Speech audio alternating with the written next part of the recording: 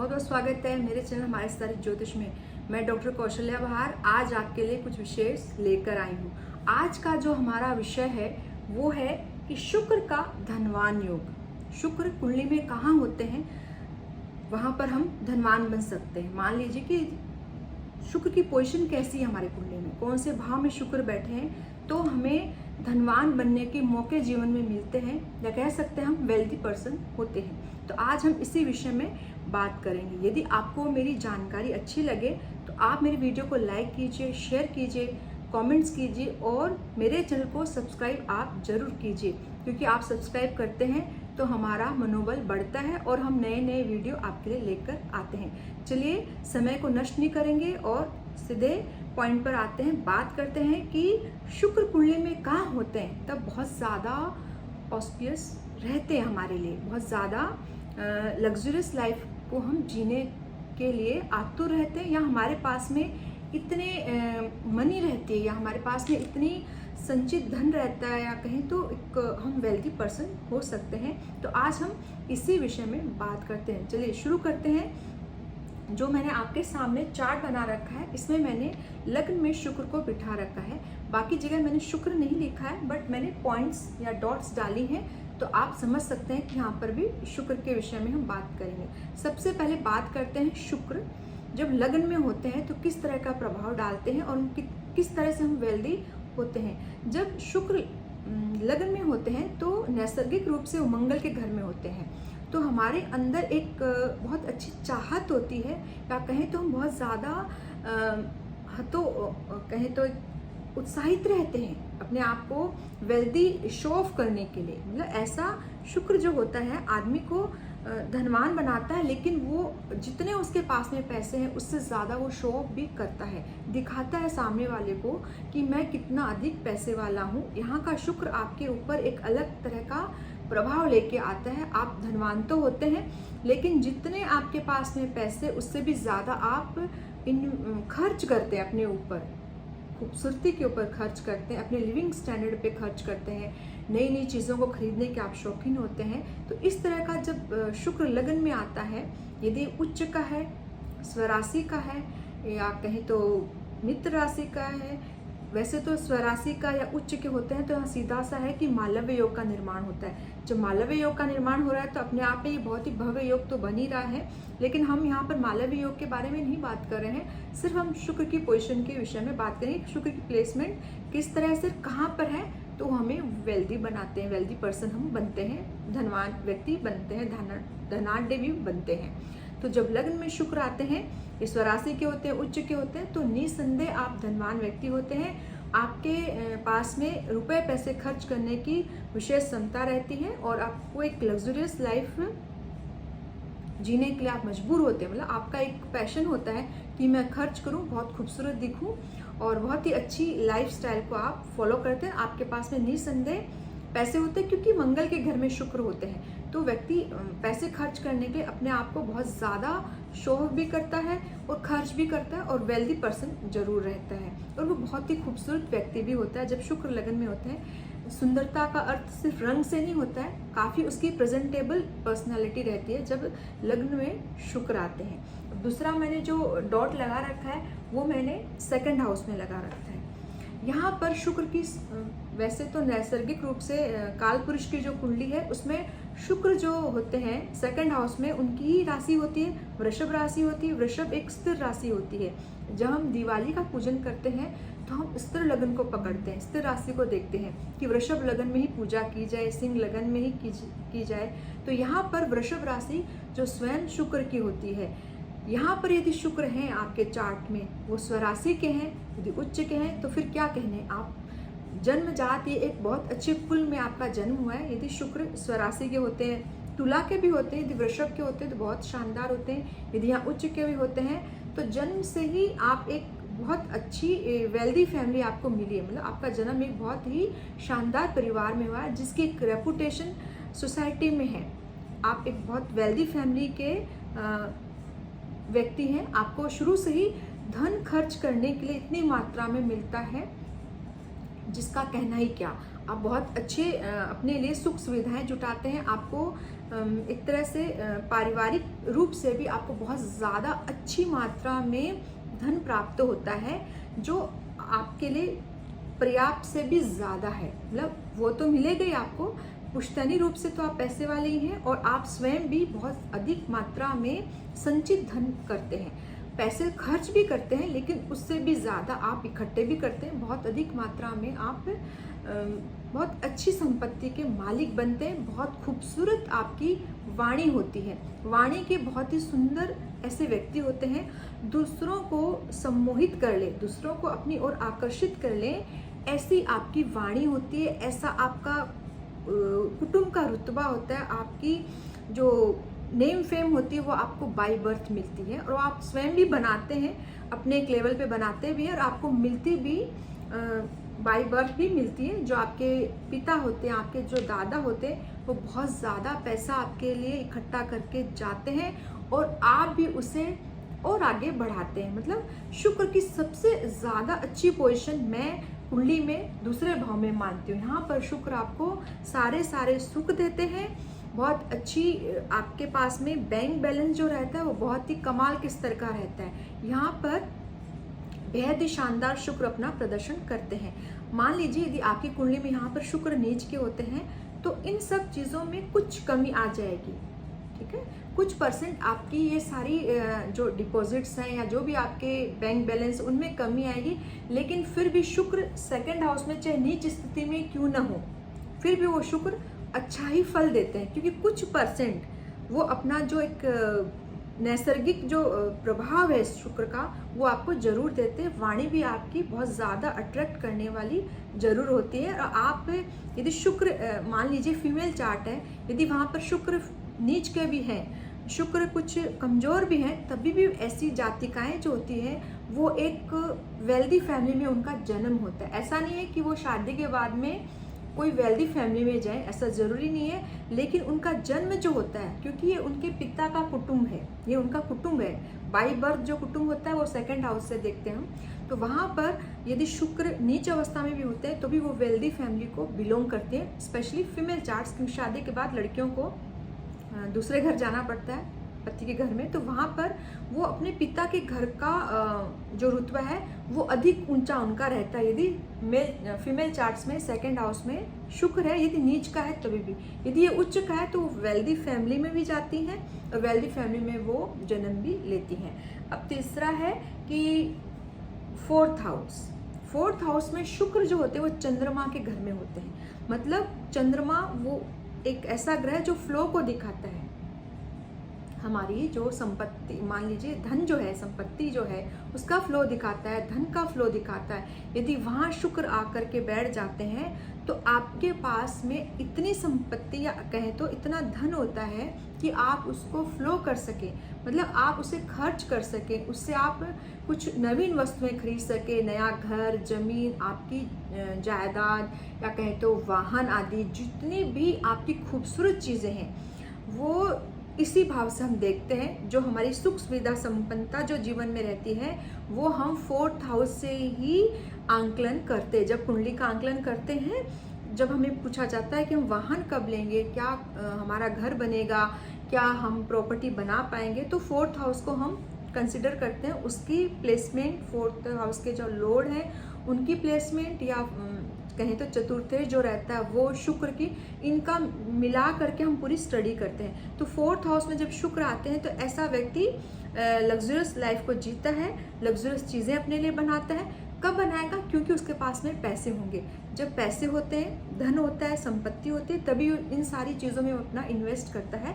तो fourth house में शुक्र की पोजीशन बहुत अच्छी मानी जाती है। और ऐसा व्यक्ति जो होता है वो अपनी माता का भक्त होता है, माता को रिस्पेक्ट करता है। और वैसे भी देखिए, शुक्र जब कुंडली में अच्छा करना है हमें, मान लीजिए यदि अच्छी पोजीशन में शुक्र नहीं भी है तो हमें अच्छा करना चाहिए उस शुक्र को। स्त्रियों का सम्मान हमेशा करना चाहिए। शुक्र को यदि आप अच्छा बनाना चाहते हैं, उससे अच्छे प्रभाव लेने चाहते हैं, अच्छा जीवन में करना चाहते हैं, तो स्त्रियों का, विशेषकर अपनी पत्नी का, अपनी माता का और पर स्त्री का सम्मान जरूर कीजिए। स्त्री को हमेशा रिस्पेक्ट वाली दृष्टि से देखना चाहिए, सम्मान की दृष्टि से देखना चाहिए, उसका कभी मजाक नहीं बनाना चाहिए, नहीं तो शुक्र अपना खराब प्रभाव देने लगते हैं। तो चतुर्थ भाव में जब शुक्र होते हैं तो व्यक्ति के अंदर एक तरह का थोड़ा सा आकर्षण जरूर होता है, व्यक्ति आकर्षित होता है स्त्रियों से, ठीक है, लग्न में होने से भी होता है, लेकिन चतुर्थ का शुक्र इस तरह का प्रभाव ज़्यादा देता है क्योंकि चंद्रमा की राशि में बैठा है। तो इस चीज़ का विशेष ध्यान रखें कि सम्मान जरूर दीजिए। आकर्षित होना कोई बुरी बात नहीं है, लेकिन सम्मान देना चाहिए स्त्रियों को। तो ऐसा शुक्र आपके लिए बहुत अच्छे प्रभाव लेकर के आता है और आप एक धनाढ्य व्यक्ति बनते हैं, वेल्दी पर्सन बनते हैं। वहाँ पर चतुर्थेश की भी स्थिति को जरूर कंसिडर करना चाहिए कि फोर्थ हाउस का लॉर्ड कहाँ पर बैठा है। और दशाएं तो देखिए बहुत मायने रखती है, नवम भाव का स्वामी भी मायने रखता है, लेकिन फिर भी चतुर्थ भाव का जब शुक्र होता है तो आपकी सारी विशेष जो रहती है, जो इच्छाएं हैं, जो आप इच्छाएं रखते हैं कि मैं जीवन में ये प्राप्त करूं, मुझे ये सुविधाएं होनी चाहिए जीवन में, मेरे पास घर हो, गाड़ी हो, सुख संपत्ति हो, तो वहाँ पर ये शुक्र आपकी इच्छाओं को पूर्ण करने का सामर्थ्य जरूर रखता है। अब बात करते हैं कि शुक्र और कहाँ होते हैं, तो प्रभावी ज़्यादा होते हैं धनवान व्यक्ति बनने के लिए या बनाने के लिए। सप्तम का शुक्र भी बहुत अच्छा माना जाता है। यदि यहाँ पर उच्च का शुक्र आ जाता है, यदि बलाबल है, क्योंकि यहाँ पर तुला राशि वैसे भी काल पुरुष की कुंडली में तुला राशि शुक्र की होती है, जो स्वयं उनकी राशि है। यदि यहाँ पर शुक्र उच्च के हो जाते हैं तो भी अच्छा आपको प्रभाव देते हैं। आपके पास सारी सुख सुविधाएं रहती हैं, आप एक वेल्दी पर्सन रहते हैं, आपके पास गाड़ी होती है, घर होता है स्वयं का, खूबसूरत घर भी बनता है, एक खूबसूरत स्पाउस भी आपको मिलते हैं। यदि मेल की चार्ट है तो फीमेल उसकी जो वाइफ रहेगी वो बहुत खूबसूरत होगी, यदि फीमेल का चार्ट है तो पति भी बहुत खूबसूरत होते हैं और बहुत ही खूबसूरत तरीके से रहना उनको पसंद होता है।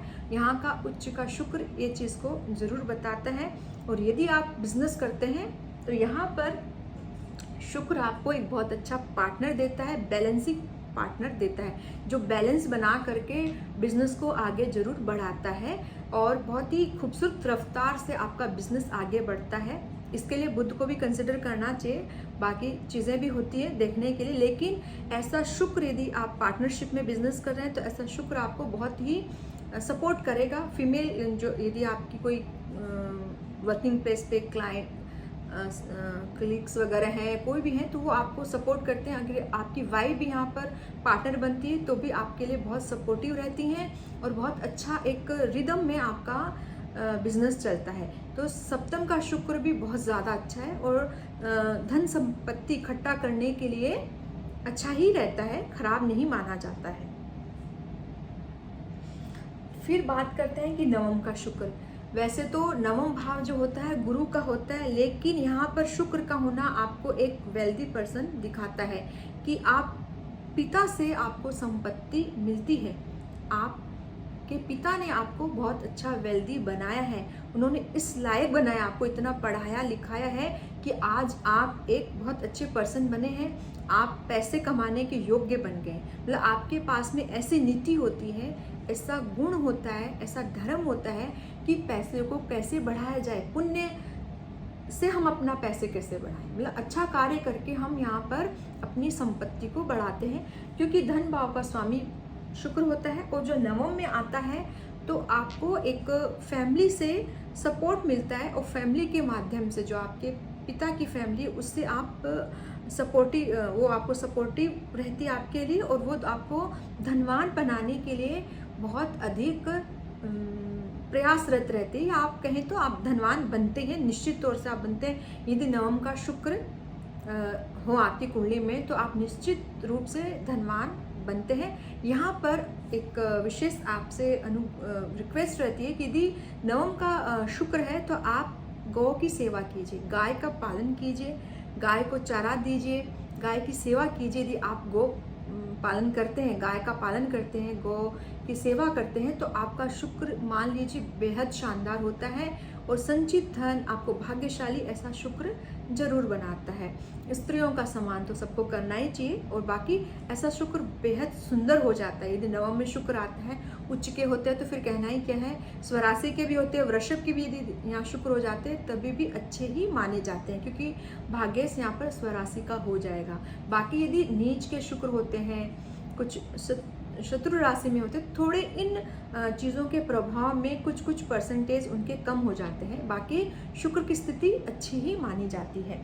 अब बात है कि शुक्र यदि आय भाव में आ जाते हैं, ये तो आपका संचित धन है, आपकी रिजर्व्स है, आपने जो जमा पूंजी की ये उस भाव को दर्शाता है, और ये आपकी इनकम को दर्शाता है जो आप रोज कमाते हैं, महीने में कमा के लाते हैं, या आपने जो बिजनेस खोल रखा है उसके माध्यम से आपको कितनी कमाई हो रही है। ये इस शुक्र इस भाव को माफ कीजिए, ये इस भाव से हम देखते हैं, ये इस भाव को दर्शाता है। अब यहाँ पर मान लीजिए स्वराशि का शुक्र है, बलाबल से बहुत अच्छा है।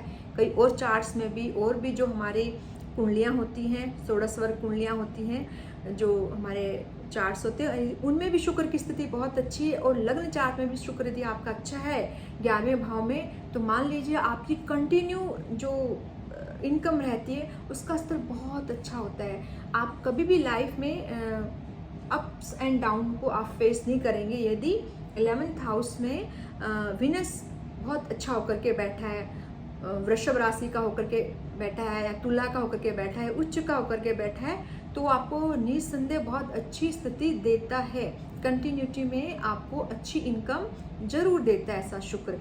बिल्कुल बहुत अच्छे आप होते हैं और रोमांटिक किस्म के जरूर होते हैं यदि शुक्र 11वें घर में होते हैं। आप फीमेल्स का स्पेशली बहुत रिस्पेक्ट करेंगे, उनका अपमान आप कभी नहीं करेंगे यदि 11th हाउस में शुक्र होता है। और ऐसे व्यक्तियों को हमेशा एक चीज़ का ध्यान रखना चाहिए कि उन्हें कुंवारी कन्याएं जो होते हैं, जो गरीब कन्याएं, उनके विवाह में रुपया पैसा जरूर लगाना चाहिए। यदि वो ऐसा करते हैं तो उनका शुक्र जो होता है वो और प्रबल होता है, और उनके लिए नए नए इनकम के रास्ते या कहें तो नए नए स्रोत उनके लिए इनकम के जरूर बनते हैं। तो 11वें भाव का शुक्र भी अपने आप में बहुत ही शानदार स्थिति मानता है। अब है कि 12वें भाव का शुक्र, देखिए जनरली क्या होता है कि जब किसी की कुंडली में 12वें घर में शुक्र होता है, उच्च का होता है, शुक्र होता है नॉर्मली, तो हम क्या बोलते हैं कि भैया शुक्र बड़ा अच्छा है, ये व्यक्ति तो धनवान है। लेकिन कब कैसी स्थितियों में धनवान होगा ये बड़ा जरूरी होता है। किस भाव का अधिपति होकर के 12वें घर में बैठा ऐसा शुक्र, मैं नहीं मानती कि हर स्थिति में 12वें घर का शुक्र उच्च का होता है। हाँ, ऐसे बहुत से चार्ट्स होते हैं जहाँ पर शुक्र 12वें घर में है तो आदमी बहुत ही अच्छी लाइफ को जीता है। लेकिन शुक्र को हर समय अच्छा ही, मतलब एक हम कहें ये कोई ज़रूरी नहीं है, किसी और विषय में शुक्र खराब भी होता है। इसके लिए आपके सेकंड हाउस के जो लॉर्ड हैं उनको स्टडी करना बहुत ज़रूरी होता है। और नवम भाव के जो स्वामी होते हैं उनको भी ठीक से देखना कुंडली में ज़रूरी होता है। तब हम कह सकते हैं कि 12वें भाव का शुक्र बहुत अच्छा फल आपकी कुंडली में देगा। इन दो स्थितियों को हमें जरूर कंसिडर करना चाहिए, क्योंकि व्यक्ति के पास में यदि संचित धन है, भाग्य है, तभी तो वो पैसा खर्च करेगा। अन्यथा 12वें घर का शुक्र जो होता है वो हर स्थिति में बहुत अच्छा नहीं, मैं नहीं मानती हूँ कि बहुत अच्छी स्थिति में 12वें घर का शुक्र अच्छा होता है। तो इन दो भावों का भली प्रकार आपको विश्लेषण करना चाहिए। उसके बाद में 12वें घर का शुक्र यदि अच्छी हैं ये दो स्थितियाँ, तो 12वें घर का शुक्र जरूर शुभ में होता है। और आपको बढ़ चढ़कर रुपए पैसे खर्च करने की आदत होती है। विदेश भ्रमण आपको करना बहुत अच्छा लगता है। आप बड़ी बड़ी महंगी होटलों में खाना खाना, वहाँ पर स्टे करना, वहाँ पर पैसे खर्च करना आपकी एक हॉबी रहती है। बट ये कब रहेगी, जब आपके ये दो भाव अच्छे प्रभाव में होते हैं, तभी 12वें घर का शुक्र आपको शुभ फल प्राप्त करता है। अन्यथा इसके नेगेटिव इफेक्ट्स आने लगते हैं। यदि यहाँ पर नीच का शुक्र हो गया तो बहुत ज़्यादा खराब स्थिति उत्पन्न कर देता है। बाकी कुंडली के जिन भाव में मैंने डॉट्स नहीं लगाए, यहाँ पर भी हम अलग वीडियो लेकर के आएंगे कि इन भाव में यदि शुक्र होते हैं तो किस तरह का प्रभाव डालते हैं। आज का हमारा विषय था कि शुक्र का धनवान योग, मतलब शुक्र जब कहाँ होते हैं तो हमें विशेषकर धनवान बनाते हैं, या विशेषकर हमारी फाइनेंशियल पोजीशन जो रहती है वो टॉप में आते हैं। हमारी टॉप रहती है, फाइनेंशियल पोजीशन जो रहती है वो टॉप में रहती है। तो आज हमने इसके विषय में बात करी। मैं आशा करती हूँ कि आपको मेरा ये छोटा सा वीडियो समझ में आया होगा। यदि आप अपने चार्ट को देखते हैं, कुंडली को देखते हैं, तो खोलिए अपनी कुंडली और देखिए कि आपका शुक्र कहाँ बैठा है और किस पोजीशन में है। तो आपको थोड़ी सी हेल्प मिलेगी अपने खुद के बारे में भी एनालाइज करने के लिए। तो इसी होप से मैं आपको अपने वीडियो को ख़त्म करूँगी और आशा करूँगी कि आपको मेरा वीडियो ज़रूर समझ में आया होगा। यदि समझ में आया, अच्छा लगा है तो आप इसको लाइक कीजिए, शेयर कीजिए, कमेंट्स कीजिए और मेरे चैनल को सब्सक्राइब तो आप बिल्कुल कीजिए, ज़रूर कीजिए। इससे हमें बहुत ज़्यादा सपोर्ट मिलता है दूसरे वीडियो लाने के लिए। और आशा करती हूँ कि आपको मेरा वीडियो अच्छा लगा होगा। तब तक के लिए नमस्कार।